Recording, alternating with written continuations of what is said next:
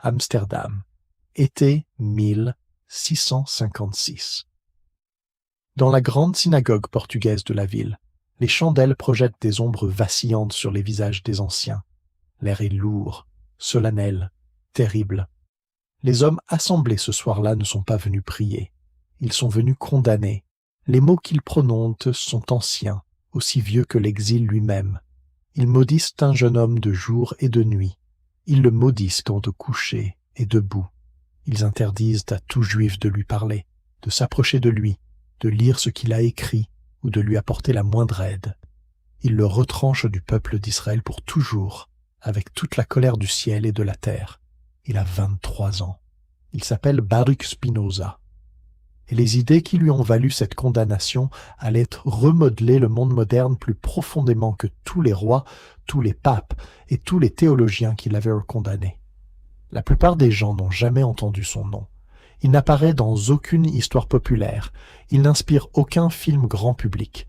Il n'occupe aucune place dans l'imaginaire collectif aux côtés de figures comme Newton ou Voltaire. Et pourtant, lorsqu'Albert Einstein fut interrogé sur sa croyance en Dieu, il répondit qu'il croyait au Dieu de Spinoza. Lorsque Thomas Jefferson assembla les principes qui allaient devenir la démocratie américaine, le livre de Spinoza se trouvait sur son étagère. Lorsque les chercheurs d'aujourd'hui analysent la Bible comme un document historique plutôt que comme une révélation divine, ils utilisent des méthodes que Spinoza a inventées. La séparation de l'Église et de l'État, la liberté de pensée et d'expression, la compréhension de la nature comme un système unifié régi par des lois plutôt que par des miracles. Ces idées si fondamentales pour le monde que nous habitons, si évidentes que nous les remarquons à peine, remontent à un polisseur de lentilles qui vivait dans des chambres louées, refusait les postes académiques et mourut dans la pauvreté à 44 ans.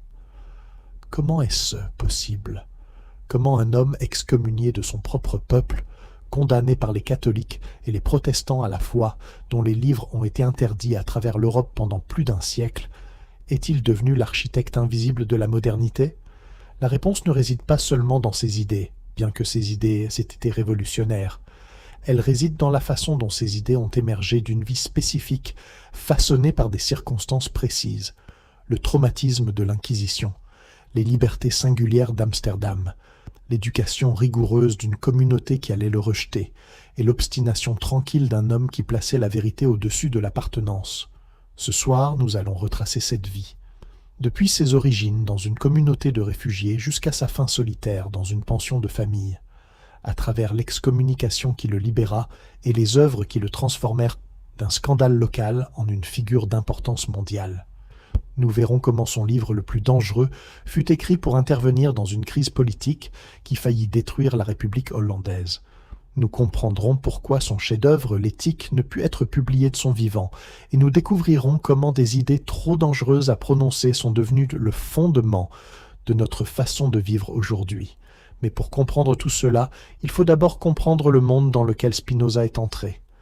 Un monde bâti par des réfugiés fuyant le feu, qui portaient avec eux à la fois le traumatisme de la persécution et les graines de la liberté qui rendraient sa rébellion possible. Si vous trouvez ce voyage à travers l'histoire enrichissant, un like aide cette chaîne à faire sortir davantage d'histoires de l'ombre. Et dites-moi, de quel endroit dans le monde nous regardez-vous? Imaginez un instant, vous êtes à Lisbonne, fin du XVe siècle. Le soleil frappe les murs blancs de la ville, et dans les ruelles étroites, une odeur de pain chaud se mêle à celle du sel marin. Vous êtes juif. Votre famille l'est depuis des générations, peut-être depuis des siècles. Vous priez en hébreu, vous respectez le Shabbat, vous connaissez la Torah par cœur. Et puis, un jour, on vous dit que tout cela est terminé. En 1497, le roi Manuel Ier du Portugal décrète la conversion forcée de tous les Juifs du royaume. Pas d'exil, pas de négociation. On vous traîne jusqu'aux fonds baptismaux. On vous asperge d'eau bénite. On vous donne un nom chrétien. Pedro, Miguel, Antonio, et on vous dit, maintenant, vous êtes catholique. Mais à l'intérieur, rien n'a changé.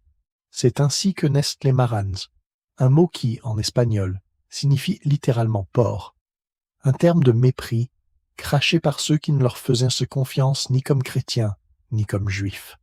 Officiellement convertis, secrètement fidèles. Ces hommes et ces femmes mènent une double vie d'une complexité vertigineuse. Le dimanche, ils vont à la messe. Ils récitent le Notre Père. Ils font le signe de croix. Puis, la nuit venue, derrière des portes verrouillées, les rideaux tirés, ils allument les bougies du Shabbat, murmurant des prières en hébreu. Parfois des prières qu'ils ne comprennent même plus tout à fait, transmises de mère en fille comme des braises qu'on protège du vent. Car l'Inquisition veille, ses agents sont partout, un voisin qui remarque que vous ne cuisinez jamais de porc, un serviteur qui note que vous changez vos draps le vendredi, une dénonciation, et c'est le cachot, l'interrogatoire, la torture, et au bout, si vous ne confessez pas, si vous ne trahissez pas les vôtres, le bûcher sur la place publique devant une foule qui applaudit. Pendant des décennies, ces familles vivent ainsi, déchirées, suspendues entre deux identités, n'appartenant pleinement à aucune. Certaines finissent par oublier, d'autres refusent, et celles qui refusent cherchent une issue. C'est ici qu'Amsterdam entre en scène. Au tournant du XVIIe siècle, la jeune République des Provinces-Unies est en pleine ascension. Elle vient d'arracher son indépendance à l'Espagne catholique et elle construit quelque chose d'inédit en Europe, une société où le commerce prime sur le dogme. Amsterdam ne vous demande pas ce que vous croyez, elle vous demande ce que vous savez faire, ce que vous pouvez apporter. Les autorités calvinistes tolèrent, sans enthousiasme, mais avec pragmatisme, la présence de minorités religieuses, tant qu'elles ne troublent pas l'ordre public. Pour les Maranes, c'est une révélation. Ils arrivent tôt par vagues. De Lisbonne, de Porto, d'Anvers, de Séville. Ils apportent avec eux leurs réseaux commerciaux, leur connaissance des routes maritimes, leur maîtrise des langues. Et surtout, pour la première fois depuis des générations, ils peuvent être juifs, ouvertement, publiquement. Ils font scandre des synagogues, ils ouvrent des écoles, ils impriment des livres en hébreu. Amsterdam devient si accueillante qu'on la surnomme la Jérusalem du Nord. Mais, et c'est là que l'histoire se complique, cette liberté retrouvée ne produit pas l'apaisement qu'on pourrait imaginer. Car ces gens ont été brisés. Ils ont vécu dans la terreur pendant si longtemps que la peur s'est inscrite dans leur chair. Et quand ils reconstruisent leur communauté à Amsterdam, ils la reconstruisent comme une forteresse. Les règles sont strictes. L'orthodoxie est surveillée. La dissidence est punie. Le Mahamad, le conseil communautaire, exerce une autorité quasi absolue sur ses membres. On ne tolère pas les questions dangereuses. On ne tolère pas les écarts.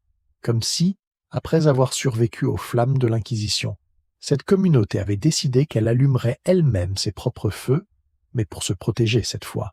Liberté au dehors, contrôle au dedans. C'est dans ce monde-là, ce monde de mémoire brûlée, de foi reconquise et de surveillance permanente, que naît, en 1632, dans une maison du Waterloo Plain, un enfant que l'on prénomme Baruch. Baruch Spinoza. Et cet enfant va tout faire exploser. Le 24 novembre 1632, dans une maison du quartier juif d'Amsterdam, un enfant vient au monde. On le prénomme Baruch, béni en hébreu. Ses parents, Michael et Anna Deborah, sont des juifs portugais, des descendants de ces maranes qui ont traversé les flammes de l'Inquisition pour reconstruire leur vie dans cette ville de canaux et de brume. Michael est un marchand prospère, importateur de fruits secs et d'huile d'olive, un homme respecté qui siège au conseil de la communauté, qui participe aux décisions qui façonnent la vie de ses coreligionnaires. Baruch grandit donc dans une famille aisée, entourée de livres, de conversations en portugais et en espagnol, de débats sur la Torah et le commerce. Une famille qui a réussi, une famille qui a survécu. Mais la mort, elle aussi, habite cette maison. Quand Baruch a 6 ans, sa mère Anna Deborah s'éteint, probablement de tuberculose. Quelques années plus tard, c'est sa belle-mère, Esther, qui la suit. Puis son frère Isaac. La mort frappe encore et encore, comme pour rappeler à cet enfant que rien n'est jamais acquis, que la vie est fragile, que même les maisons les plus solides peuvent s'effondrer. Michael, le père, reste, solide, présent. C'est lui qui élève Baruch, qui veille sur son éducation, qui l'inscrit au Talmud Torah, l'école de la communauté, le joyau intellectuel de la Jérusalem du Nord. Imaginez cette école, un bâtiment austère, rempli du murmure des jeunes voix récitant l'hébreu, des rangées d'enfants penchés sur des textes millénaires, guidés par des maîtres venus de toute la diaspora séfarade. Ici, on n'enseigne pas seulement à lire, on enseigne à penser, à questionner, à décortiquer chaque mot de la Torah comme si l'univers entier y était contenu. Le jeune Baruch excelle. Dès les premières années, il se distingue. Sa mémoire est prodigieuse, sa capacité d'analyse stupéfiante. Il maîtrise l'hébreu biblique avec une aisance qui impressionne ses professeurs. Il dévore la Torah, puis le Talmud, puis les commentaires des grands sages, Rachi, Ibn Ezra, Namanide. Chaque texte en appelle un autre. Chaque réponse ouvre 10 nouvelles questions. Et puis, il y a Maïmonide. Moïse Maïmonide, le Rambam. Ce géant de la pensée juive médiévale qui, 5 siècles plus tôt, avait tenté de réconcilier la foi d'Israël avec la raison d'Aristote. Son guide des égarés devient pour le jeune Spinoza une révélation. Voici un homme qui dit « La raison et la foi ne s'opposent pas. La vérité est une. » Voici un homme qui ose penser Dieu avec les outils de la philosophie. Baruch découvre aussi Gersonide, Kreskal, ces penseurs audacieux qui ont poussé la réflexion encore plus loin, parfois jusqu'aux limites de l'acceptable.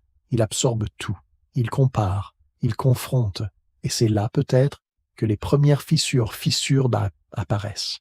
Car voyez-vous, il y a quelque chose de dangereux à enseigner la raison à un esprit comme celui-là.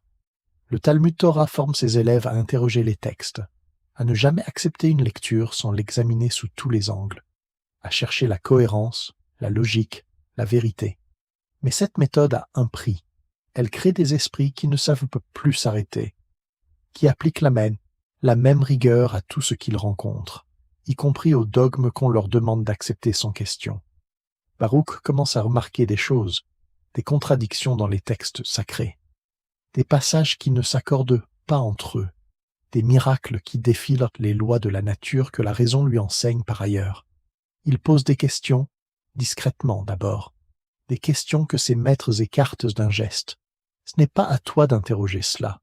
Accepte et comprends plus tard. Mais Baruch n'est pas fait pour accepter sans comprendre. À l'adolescence, il est déjà un talmudiste accompli.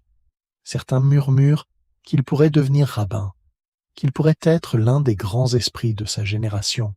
La communauté le regarde avec fierté, et peut-être, sans le savoir encore, avec inquiétude. Car cet enfant qu'ils ont formé, cet enfant qu'ils ont nourri de raison et de foi, cet enfant commence à lever les yeux au-delà des murs de la synagogue, vers d'autres livres, d'autres langues, d'autres mondes, et bientôt, il ne pourra plus revenir. Marchons ensemble dans les rues du Vloeyenburg. C'est le cœur du quartier juif d'Amsterdam, au milieu du XVIIe siècle. Les canaux reflètent les façades étroites des maisons à pignons. L'air sent le poisson fumé, les épices venues des colonies, le tabac qu'on négocie à voix haute sur les quais. Partout le bruit, les marchands qui crient leurs prix en portugais, en espagnol, en néerlandais, les enfants qui courent entre les étals, les chariots qui grincent sur les pavés humides. Ici vivent les juifs portugais d'Amsterdam. On les appelle parfois les habitants du ghetto doré, une expression qui dit tout le paradoxe de leur condition. Car contrairement aux juifs de Rome, de Francfort ou de Prague, enfermés derrière des murs et soumis à 1000 humiliations, ceux d'Amsterdam prospèrent. Ils possèdent des comptoirs commerciaux à Hambourg, à Londres, à Bordeaux. Ils financent des expéditions vers les Indes. Ils construisent des synagogues magnifiques, impriment des livres en hébreu par centaines, entretiennent des écoles et des œuvres charitables. Doré, oui, mais ghetto quand même. Car cette liberté, si nouvelle, si précieuse, si fragile, a un prix. Et ce prix, c'est l'ordre. Les dirigeants de la communauté Sturlam, le Mahamad, règnent d'une main ferme. Ils contrôlent tout, les mariages, les affaires, les querelles entre familles. Ils décident qui peut publier quoi, qui peut enseigner quoi, qui peut fréquenter qui. La moindre déviance est surveillée. La moindre hétérodoxie est sanctionnée. On distribue des amendes, des blâmes publics, parfois des excommunications temporaires. Pourquoi tant de rigidité dans une ville si libre? Parce que ces gens ont peur, une peur ancienne, transmise de génération en génération depuis les bûchers de Lisbonne et de Séville. Ils savent que leur liberté ne tient qu'à un fil, celui de la tolérance néerlandaise, qui pourrait se rompre à tout moment. Ils savent que le moindre scandale, La moindre provocation pourrait retourner leurs hôtes contre eux, Perse. Alors, ils se surveillent, ils se disciplinent, ils étouffent comme dans l'œuf tout ce qui pourrait attirer l'attention, susciter la méfiance, mettre en danger le groupe, la liberté au dehors, le contrôle au dedans. Et au milieu de tout cela, un jeune homme grandit. Baruch Spinoza a maintenant une vingtaine d'années. Son père Michael est mort récemment, le laissant à la tête de l'entreprise familiale avec son frère Gabriel. Mais le commerce ne l'intéresse guère. Ses pensées sont ailleurs, dans les livres, dans les idées, dans les conversations qui l'enflamment. Car Spinoza a commencé à franchir les frontières. Dans les cafés et les salons d'Amsterdam, il rencontre un autre monde. Des marchands érudits, des médecins curieux, des réfugiés protestants venus de France, des libres penseurs qui ne jurent que par les mathématiques et la raison. On y discute de Galilée, de Copernic, de Harvey. On y débat des mécanismes de la nature, de la structure du cosmos, de la possibilité d'un univers gouverné par des lois immuables, plutôt que par les caprices d'un Dieu personnel. Et surtout, on y parle de Descartes. René Descartes, ce Français exilé aux Pays-Bas, mort quelques années plus tôt, mais dont les idées continuent de circuler comme une fièvre contagieuse. Cogito ergo sum. Je pense, donc je suis. Tout remettre en question, ne rien accepter qui ne soit clair et distinct à l'esprit. Reconstruire le savoir sur des fondations rationnelles. Pour Spinoza, c'est une illumination. Il apprend le latin, la langue des savants, celle qui ouvre les portes de l'Europe intellectuelle. Il dévore les œuvres de Descartes, les annote, les critique. Il fréquente un ancien jésuite nommé Franciscus van den Enden, qui lui enseigne les classiques latins, la géométrie et peut-être, on le murmure, des idées dangereusement tâtées. Chaque jour qui passe creuse un peu plus le fossé. Le soir, quand Spinoza rentre dans le Vloyenburg, quand il passe devant la synagogue où il a prié enfant, quand il croise les regards de ceux qui attendent encore de lui qu'il devienne un pilier de la communauté, que ressent-il? Il se tient à la frontière de deux mondes. Derrière lui, celui de ses ancêtres. La foi transmise dans le secret, préservée au prix du sang, reconstruite dans ce refuge précaire. Les visages de sa mère disparus, de son père enterré. Les prières qu'il connaît par cœur. Devant lui, celui des idées nouvelles, la raison pure, l'univers infini, la possibilité vertigineuse de penser librement, vraiment librement. Il ne peut pas choisir l'un sans trahir l'autre, pas encore.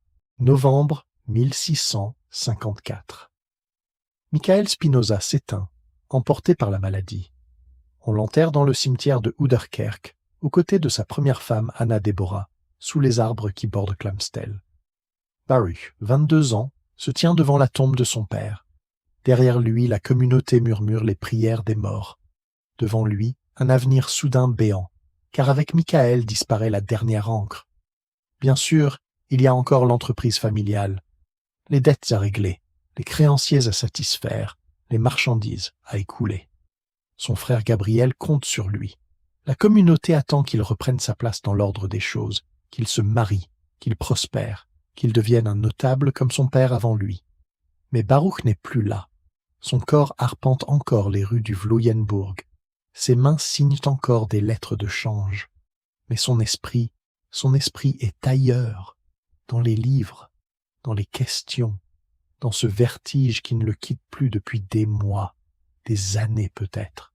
Et maintenant que son père n'est plus là pour le retenir, il peut enfin plonger.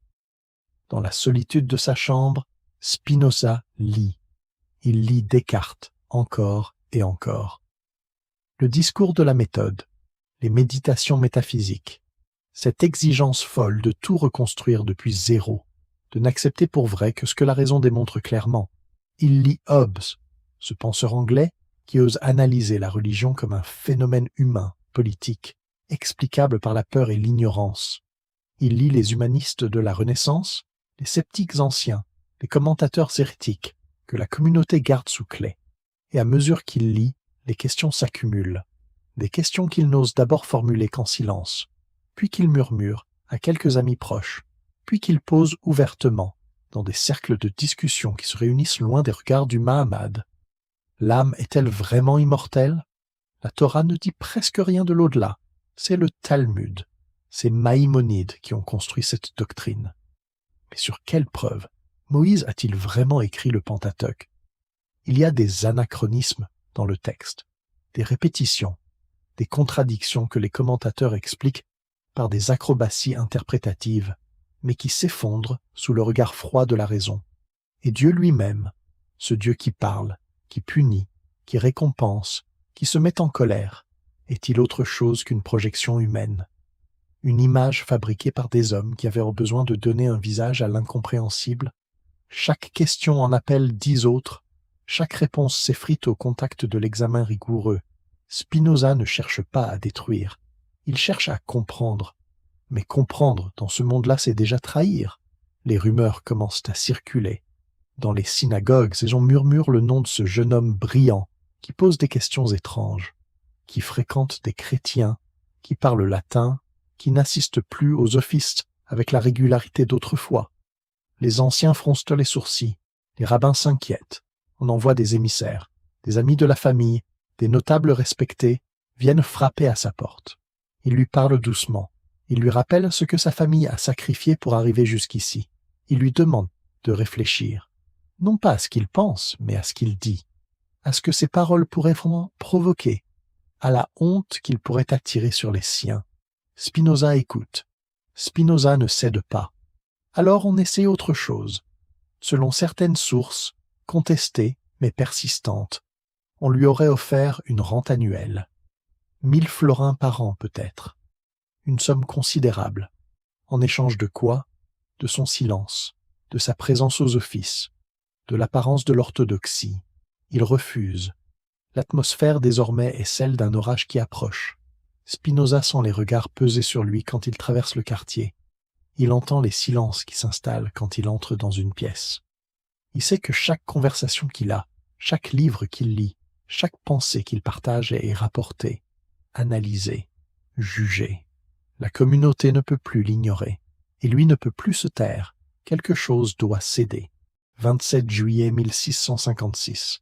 Synagogue Talmud Torah, Amsterdam. Les portes se ferment. La congrégation est rassemblée. Hommes, femmes, enfants, notables, marchands, érudits. Tous les visages sont tournés vers l'estrade où siègent les membres du Mahamad. L'air est lourd. Personne ne parle. On sait pourquoi on est là. On sait ce qui va se passer. Les trompettes sonnent, un son grave, lugubre, qui résonne contre les murs de pierre. Sur l'estrade, un homme se lève. Il tient un parchemin. Les cierges noirs brûlent de chaque côté, leurs flammes vacillantes projetant des ombres dansantes. Et puis, dans le silence absolu, la voix commence à lire. Par le jugement des anges et la sentence des saints, nous excommunions, chassons, maudissons et exécrons Baruch de Spinoza. Les mots tombent comme des pierres. Avec le consentement de toute la sainte communauté, en présence des saints livres et des 613 commandements. Un à un, les cierges sont éteints, la lumière décline, l'obscurité avance. Avec la malédiction dont Josué frappa Jéricho, avec la malédiction dont Élisée maudit les enfants, et avec toutes les malédictions inscrites dans le livre de la loi, la voix poursuit, implacable. Que Spinoza soit maudit le jour, maudit la nuit, maudit dans son sommeil et dans son éveil, maudit en entrant et en sortant. Que le Seigneur ne lui pardonne jamais, que sa colère et sa fureur brûlent contre cet homme, qu'il soit effacé du livre de la vie. Et nous ordonnons que personne ne lui parle de vive voix ni par écrit, que personne ne lui rende service, que personne ne demeure sous le même toit que lui, que personne ne s'approche de lui à moins de 4 coudées. Le dernier cierge s'éteint. Le RM est prononcé. Jamais la communauté d'Amsterdam n'avait prononcé une excommunication aussi violente. D'autres avaient été bannis avant Spinoza, pour des dettes impayées, des querelles commerciales, des écarts de conduite. Mais les termes du Hérem de 1656 sont d'une brutalité sans précédent. Pas de durée limitée, pas de possibilité de repentance, pas de porte laissée entr'ouverte. C'est une condamnation totale, définitive, absolue. Pourquoi une telle violence? Les raisons officielles restent vagues. Le document parle d'opinions et d'actes horribles, de stérésies abominables, mais sans jamais préciser lesquels. Nous savons par des sources postérieures que Spinoza enseignait que Dieu n'était pas une personne, que l'âme n'était pas immortelle, que la Torah avait été écrite par des hommes. Des idées qui, pour les dirigeants de la communauté, menaçaient tout l'édifice. Mais il y avait peut-être autre chose. Des tensions commerciales avec sa famille, des rivalités personnelles, la peur surtout, cette peur ancienne qui habitait ces réfugiés de l'Inquisition.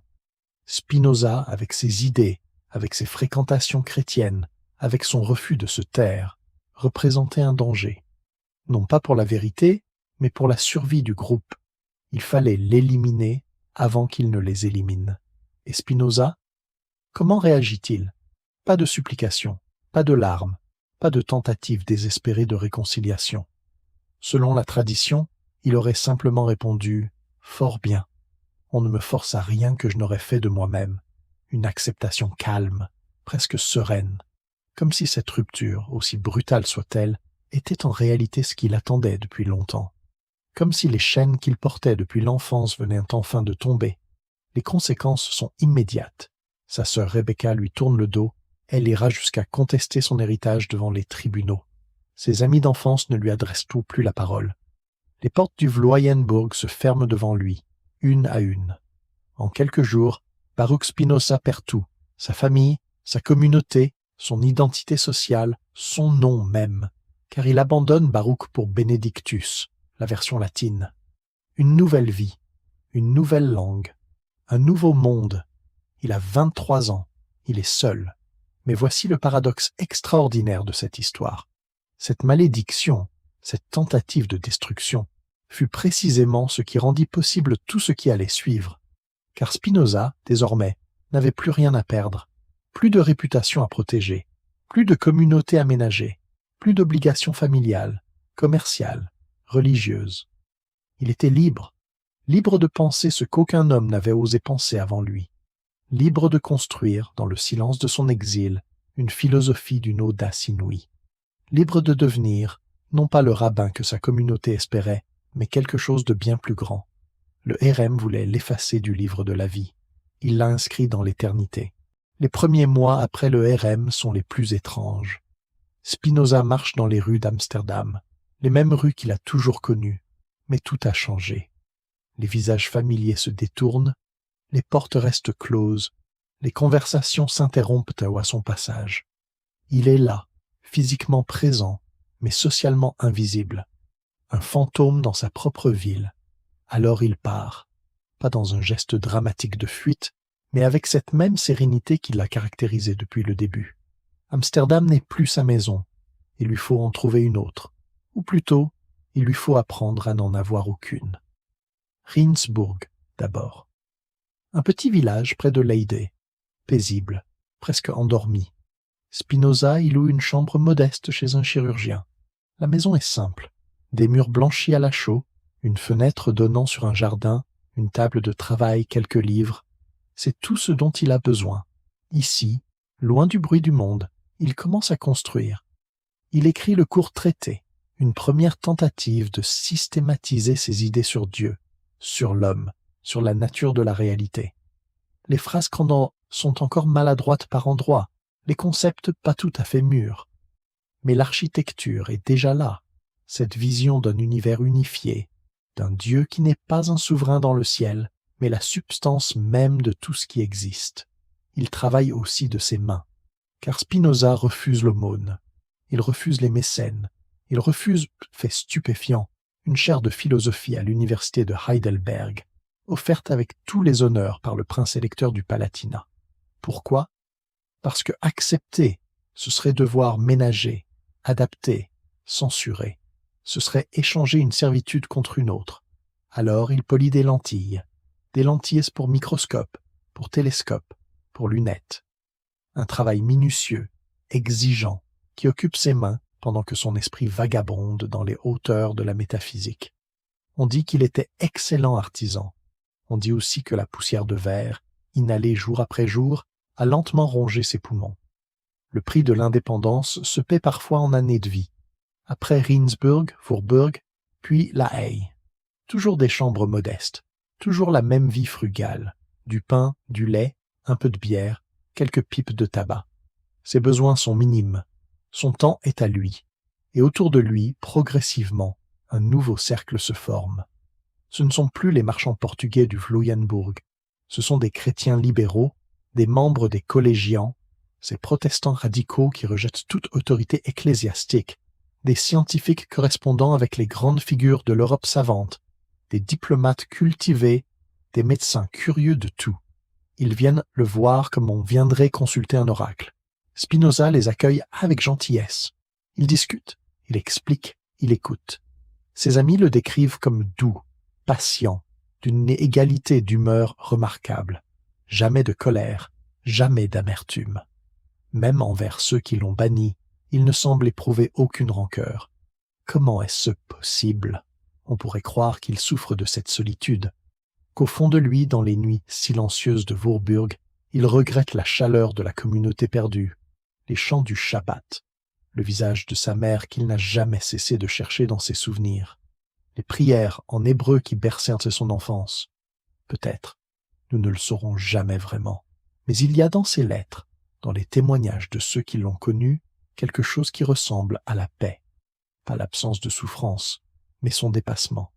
Comme si Spinoza avait trouvé, dans le mouvement pur de la pensée, une compagnie plus profonde que celle des hommes, une conversation avec l'Éternel, une présence qui ne l'abandonne jamais. La béatitude n'est pas la récompense de la vertu, écrira-t-il plus tard, mais la vertu elle-même. Imaginons-le un instant. Une chambre à La Haye, tard dans la nuit, une bougie qui vacille, le bruit doux de la meule sur le verre, Spinoza penché sur son travail, le visage éclairé par cette lumière fragile. Ses yeux, fatigués peut-être, abîmés par des années de labeur, fixent la lentille qu'il façonne avec une patience infinie. Dehors, le monde continue sa course folle. Les guerres, les querelles, les vanités humaines. Ici, dans ce silence, un homme construit un univers, seul au monde, et pourtant, mystérieusement, jamais seul. Imaginez ses mains, des mains de philosophe, oui, mais aussi des mains d'artisans, des mains qui ont tenu des milliards de fois un disque de verre brut, qui l'ont pressé contre la meule, qui l'ont tourné avec une patience infinie, jusqu'à ce que la surface devienne parfaitement lisse, parfaitement courbe, parfaitement transparente. Spinoza, le polisseur de lentilles. Ce n'est pas une anecdote pittoresque, ce n'est pas un détail biographique sans importance, c'est le cœur même du paradoxe de cet homme. Pendant que son esprit explorait les régions les plus abstraites de la métaphysique, ses doigts façonnaient des instruments concrets, tangibles, utiles. Pendant qu'il pensait l'infini, il travaillait le fini. Et dans ce contraste apparent, il y a une cohérence profonde. Au XVIIe siècle, le métier de polisseur de lentilles n'est pas un travail ordinaire. C'est un art à la frontière de la science.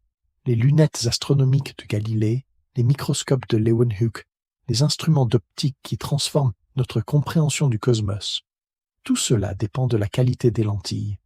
Un défaut minuscule, une courbure imparfaite, et l'image se brouille.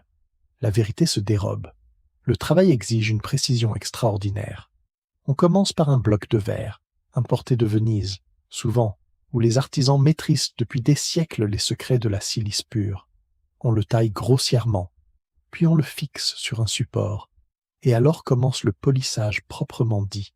Des heures, des jours, parfois des semaines de mouvements répétitifs. Le verre contre la meule, humidifié d'eau et de poudre abrasive. Tourner, presser, vérifier. Encore et encore. La patience n'est pas une vertu dans ce métier. C'est une condition de survie. Et Spinoza, dit-on, excellait. Ces lentilles étaient là recherchées par les savants de toute l'Europe. Christian Huygens, le plus grand physicien néerlandais de son temps, inventeur de l'horloge à pendule et découvreur des anneaux de Saturne, correspondait avec lui sur des questions d'optique. Leibniz, lors de sa visite à La Haye, fut impressionné par la qualité de son travail. Le philosophe abstrait était aussi un technicien de premier ordre. Mais voyez-vous le symbole? Spinoza, dans ses écrits, ne cesse de parler de voir clairement, de dissiper les illusions, de corriger les déformations que nos passions et nos préjugés imposent à notre perception du réel. Toute sa philosophie est une entreprise de clarification, un effort pour polir notre esprit jusqu'à ce qu'il devienne capable de percevoir la vérité sans distorsion. Et chaque jour, littéralement, il faisait la même chose avec le verre. Il fabriquait des instruments pour mieux voir le monde, les cratères de la Lune, les satellites de Jupiter, les cellules invisibles à l'œil nu, les spermatozoïdes que Leeuwenhoek découvrirait bientôt. Il participait, à sa manière modeste et artisanale, à cette révolution du regard qui définit son siècle. Galilée avait pointé son télescope vers le ciel et brisé l'ancienne cosmologie. Harvey avait ouvert des corps et découvert la circulation du sang. Partout, on apprenait à voir ce qu'on n'avait jamais vu. Et Spinoza, dans son atelier silencieux, penché sur sa meule, rendait cela possible. Le philosophe de la clarté fabriquait les outils de la clarté. Mais il y a un prix. La poussière de verre est invisible. Elle flotte dans l'air de l'atelier, fine comme du talc, légère comme une brume. On ne la sent pas entrer dans les poumons. On ne remarque pas au début la toux qui s'installe, l'essoufflement qui s'aggrave, la fatigue qui ne part plus. Spinoza toussait. Ses contemporains le mentionnent, cette toux sèche, persistante, qui l'accompagnait depuis des années. Les médecins de l'époque n'avaient pas de mots pour cela, mais nous, aujourd'hui, nous savons. La silicose, l'irritation chronique des poumons, et peut-être, sur ce terrain fragilisé, la tuberculose qui finira par l'emporter. L'homme qui a appris au monde à voir mourut aveuglé par la poussière de ses propres instruments. Il y a quelque chose de tragique dans cette ironie, mais aussi quelque chose de beau, car Spinoza n'a jamais séparé la pensée et la vie. Il n'a jamais cru que la philosophie était une activité abstraite, détachée du monde réel. Pour lui, penser clairement et vivre clairement était une seule et même chose. Et s'il a usé son corps pour fabriquer des lentilles, c'est parce que ces lentilles, comme ses idées, servaient toutes le même but, voir le monde tel qu'il est, sans illusion, sans déformation, sans peur, jusqu'au dernier souffle. On pourrait croire Spinoza seul, excommunié par les siens, ignoré par les institutions officielles, vivant dans des chambres modestes aux marges des grandes villes. Un ermite de la pensée, coupé du monde, muré dans sa solitude. Ce serait une erreur profonde, car autour de cet homme solitaire gravitait un réseau invisible, une constellation d'esprits libres dispersés à travers l'Europe, reliés par des lettres, des visites secrètes, des manuscrits copiés à la main et transmis sous le manteau. Spinoza n'était pas seul, il était le centre d'un univers clandestin. Commençons par les collégiens. Ce mouvement chrétien, né aux Pays-Bas au début du XVIIe siècle, rassemblait des croyants qui afin de renoncer à toute église organisée. Pas de prêtres, pas de dogmes imposés, pas de hiérarchie, seulement des réunions fraternelles, des collèges, où chacun pouvait prendre la parole, interpréter les Écritures à sa manière, chercher la vérité par la discussion libre. Pour Spinoza, c'était un refuge naturel. Ces hommes et ces femmes ne lui demandaient pas de croire ce qu'ils ne pouvaient pas croire. Ils partageaient son rejet de l'autorité religieuse aveugle, son aspiration à une spiritualité fondée sur la raison plutôt que sur la peur. Parmi eux, il trouvait des interlocuteurs capables de suivre ses raisonnements les plus audacieux, sans reculer d'horreur. C'est dans ce milieu qu'il rencontra certains de ses amis les plus proches. Simon de Vries, par exemple, un jeune marchand d'Amsterdam, brillant, fortuné, passionné de philosophie. Il faisait partie d'un petit cercle d'initiés qui se réunissaient régulièrement pour étudier les manuscrits de Spinoza avant même leur publication. Ils lisaient ensemble, discutaient, posaient des questions que Spinoza accueillait avec patience. De Vries admirait tellement son maître qu'il voulut lui léguer toute sa fortune. Spinoza refusa, acceptant seulement une modeste rente annuelle de 300 sufflorins, qu'il réduisit lui-même à 500 livres. Trop, selon lui, compromettrait son indépendance. Juste assez pour survivre, jamais plus. Quand De Vries mourut jeune, en 1667, ce fut une perte cruelle. Spinoza perdait un ami véritable, une denrée rare dans une vie comme la sienne. Mais le réseau s'étendait bien au-delà d'Amsterdam. Henry Oldenburg, secrétaire de la Royal Society de Londres, entretenait avec Spinoza une correspondance extraordinaire. Pendant des années, les deux hommes échangèrent des lettres sur la physique, la métaphysique, la nature de Dieu, les dernières découvertes scientifiques. Oldenburg transmettait à Spinoza les nouvelles de Boyle, de Newton, de Hooke. Il lui servait de pont vers le monde savant anglais. Mais Oldenburg était aussi prudent. Il savait que les idées de son correspondant néerlandais étaient dangereuses, trop dangereuses pour être associées ouvertement à une institution comme la Royal Society. Leurs échanges restèrent confidentiels. Et puis, il y eut Leibniz, le jeune génie allemand, mathématicien, philosophe, diplomate, esprit universel, fit le voyage jusqu'à La Haye en 1676 pour rencontrer Spinoza. Officiellement, une visite de courtoisie. En réalité, plusieurs jours de conversation intense sur la métaphysique, sur Dieu, sur la nature de la substance. Leibniz ne parla jamais publiquement de cette rencontre. Des années plus tard, il critiquerait Spinoza avec véhémence, comme s'il cherchait à effacer toute trace de cette intimité intellectuelle compromettante. Mais les manuscrits ne mentent pas. Ses notes personnelles montrent l'influence profonde que ces conversations exercèrent sur lui. Chaque lettre était un risque. Spinoza le savait. Dans une Europe où l'on brûlait encore des livres, et parfois leurs auteurs, chaque mot écrit pouvait devenir une pièce à conviction. Il choisissait ses correspondants avec soin.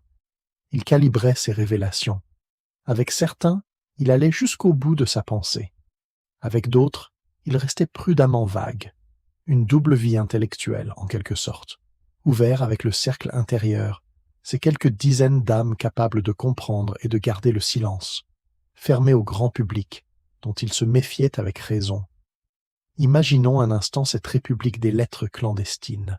Des messagers traversant l'Europe avec des plis cachetés, des manuscrits recopiés à la lueur des bougies, transmis d'amis en amis, des conversations murmurées dans des arrière-boutiques, des jardins discrets, des chambres aux rideaux tirés. Et au centre de ce réseau invisible, un homme qui ne voyageait presque jamais, qui recevait le monde sans bouger de sa chambre, seul, oui, mais connecté à l'Europe entière par ses fils secrets de la pensée libre. Ouvrez une Bible, n'importe laquelle, peu importe la traduction, la confession, l'édition, tenez-la entre vos mains, sentez son poids, pas seulement le poids du papier, mais celui des siècles de foi, de guerre, de martyrs, d'empires bâtis sur ces versets. Pendant des millénaires, ce livre fut intouchable, parole de Dieu, dictée directe de l'Éternel à ses prophètes. Chaque mot, chaque virgule, chaque apparente contradiction, tout cela avait un sens caché, une vérité profonde que seuls les initiés pouvaient déchiffrer. Questionner le texte, c'était questionner Dieu. Et questionner Dieu, c'était mourir. Et puis vint Spinoza. Il avait un avantage que presque aucun philosophe européen ne possédait. Il connaissait l'hébreu. Pas l'hébreu approximatif des érudits chrétiens qui déchiffraient péniblement les caractères avec des dictionnaires. L'hébreu vivant, appris depuis l'enfance au Talmud Torah, pratiqué dans les prières, analysé dans les commentaires des grands maîtres. Spinoza pouvait lire le texte original comme peu d'hommes de son temps, et ce qu'il y lut le troubla profondément. Des répétitions étranges, des styles différents d'un passage à l'autre, des anachronismes impossibles. Comment Moïse pouvait-il avoir écrit le récit de sa propre mort? Des contradictions flagrantes entre les récits de la Genèse et ceux de l'Exode. Des descriptions géographiques qui ne correspondaient à rien de connu. Les commentateurs traditionnels avaient eu des explications pour tout cela, des interprétations ingénieuses, des lectures allégoriques, des pirouettes herméneutiques perfectionnées sur des siècles. Mais Spinoza refusa les pirouettes. Dans son traité théologico-politique, publié anonymement en 1670, il osa l'impensable. Traiter la Bible comme n'importe quel autre livre ancien, un document humain, écrit par des hommes, dans un contexte historique particulier, avec des intentions politiques, morales, pédagogiques, mais pas surnaturelles. Moïse n'a pas écrit le Pentateuque, ou du moins pas en entier. Le texte que nous avons fut compilé, édité, réarrangé par des scribes ultérieurs, probablement Esdras après le retour de l'exil babylonien. Les 5 livres sont un patchwork de sources différentes, cousus ensemble avec plus ou moins d'habileté. Les miracles. Ils s'expliquent par des causes naturelles mal comprises ou par des exagérations rhétoriques des auteurs. Quand la Bible dit que le soleil s'est arrêté pour Josué, elle exprime la perception subjective des combattants, pas un fait astronomique. Et les prophètes eux-mêmes, des hommes dotés d'une imagination exceptionnellement puissante, capables de traduire des vérités morales en images frappantes, mais pas des téléphones directs vers le divin. Isaïe, Jérémie, Ézéchiel, des génies poétiques, pas des secrétaires de l'Éternel. L'effet fut nucléaire. Le traité fut immédiatement interdit par les autorités calvinistes des Provinces-Unies, par l'Église catholique qui l'inscrivit à l'index, par les communautés juives qui y virent une confirmation de tout ce qu'elles avaient craint chez leurs anciens membres. Pour une fois, juifs, catholiques et protestants s'accordaient. Ce livre était une abomination. On le qualifia d'œuvre forgée en enfer par un juif renégat assisté du diable. Les exemplaires furent saisis, brûlés, traqués. Mais comme toujours avec les livres interdits, l'interdiction ne fit qu'amplifier la curiosité. Des copies circulèrent sous le manteau. On le traduisit, on le commenta, on le réfuta, et en le réfutant, on le diffusait. Spinoza avait ouvert une brèche que personne ne pourrait refermer. Ce qu'il fonda ce jour-là porte aujourd'hui un nom, la critique biblique moderne. 2 siècles plus tard, des érudits allemands comme Wellhausen systématiseraient ces intuitions, identifiant les sources J, E, P et D du Pentateuque. Aujourd'hui, dans toutes les facultés de théologie sérieuse du monde, y compris catholiques et juives, on enseigne que la Bible est un texte composite, historiquement situé, humainement construit. Spinoza n'a pas détruit la foi, il a détruit une certaine idée de la foi, celle qui exige l'aveuglement, qui refuse le questionnement, qui confond la lettre et l'esprit. Et il a ouvert la voie à une spiritualité différente, une spiritualité pour adultes, où l'on peut aimer les textes sacrés sans renoncer à les comprendre, où la vérité n'a pas peur de la lumière. Tenez cette Bible entre vos mains, à nouveau, elle n'a pas changé. Les mots sont les mêmes qu'avant Spinoza, mais votre regard sur elle, ce regard qui ose questionner sans détruire, analyser sans mépriser, ce regard-là, c'est lui qui vous l'a donné. 672, l'année du désastre. Les Hollandais l'appellent encore ainsi, 3 siècles et demi plus tard. Et Rampjar, l'année où tout faillit s'effondrer, l'année où la République la plus libre d'Europe vacilla au bord de l'abîme. Mais pour comprendre cette catastrophe, il faut remonter quelques années en arrière. Les Provinces-Unies des années 1660 sont une anomalie politique. Dans une Europe dominée par les monarchies absolues, le roi Soleil règne à Versailles, les Habsbourg contrôlent l'Espagne et l'Autriche. Cette petite république marchande ose un modèle différent. Pas de roi, pas de noblesse héréditaire au pouvoir, un gouvernement de régents, de bourgeois cultivés, de marchands prospères qui croient au commerce, à la tolérance, à la raison d'État plutôt qu'à la raison divine. À la tête de ce système fragile, un homme, Johann de Witt, grand pensionnaire de Hollande, mathématicien brillant. Il a correspondu avec les plus grands esprits de son temps, diplomate habile, républicain convaincu. Pendant près de 20 ans, il maintient les Provinces-Unies en équilibre, résistant aux ambitions de la maison d'Orange, qui rêve de restaurer le pouvoir quasi-monarchique des Stadtbüder. Et Spinoza admire de Witt. Ils partagent la même vision. Un État où la raison gouverne, où la religion reste affaire privée, où la liberté de penser est garantie par les institutions. Le traité théologico-politique, publié en 1670, est dédié, implicitement mais clairement, à la défense de ce modèle républicain. Spinoza ne philosophe pas dans le vide. Il philosophe pour sauver quelque chose qui existe, quelque chose de précieux, quelque chose de menacé. Et la menace est bien réelle. Les orangistes n'ont jamais accepté leur mise à l'écart. Dans les provinces périphériques, dans les milieux populaires, dans les cercles calvinistes orthodoxes, on murmure contre ces régents trop libéraux, trop tolérants, trop amis des juifs et des libres penseurs. On veut un chef fort, on veut un prince d'Orange, on veut le retour à l'ordre ancien. Louis XIV, depuis Versailles, observe et attend. En 1672, il frappe. La France envahie par le sud avec une armée de 120 000 hommes. L'Angleterre attaque par la mer.